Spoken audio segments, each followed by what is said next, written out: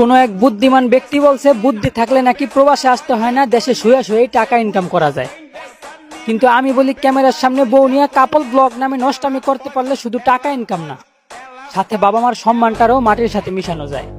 তো বলি তোর বাপেরা যদি দেশে ঘুষ না নিয়ে জ্ঞান বুদ্ধি দেখে চাকরি দিত, তাহলে হাজার হাজার মধ্যবিত্ত ছেলেদেরকে পড়ালেখা শেষ করে টাকার জন্য চাকরি না পাইয়া প্রবাসে এসে কষ্ট করতে হইতো না।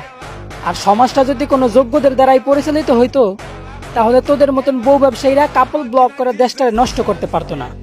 বলি ভাই, মা 10 মাস 10 দিন গর্ভে রাখছে, তাই মায়ের শিক্ষা কোনোদিন খারাপ হইতে পারে না। তাই তোর বাবা মারে মানুষ গালি দিব, বাইসা থাকতে এমন কুকর্ম কোনোদিন করিস না। আরে বেটা, বছরের পর বছর প্রবাসীদের কষ্টে কামানো রেমিটেন্সে পরিচালিত আমাদের সোনার বাংলাদেশ। হাবরা কান ফাড়াইলে যদি ওই দেশে থাকতেই আবারও অকারণে প্রবাসীদের নাম মুখে নেস। বলি বুদ্ধি থাকলে নাকি টাকা ইনকাম করতে প্রবাসে আসতে হয় না। হ্যাঁ বোকা।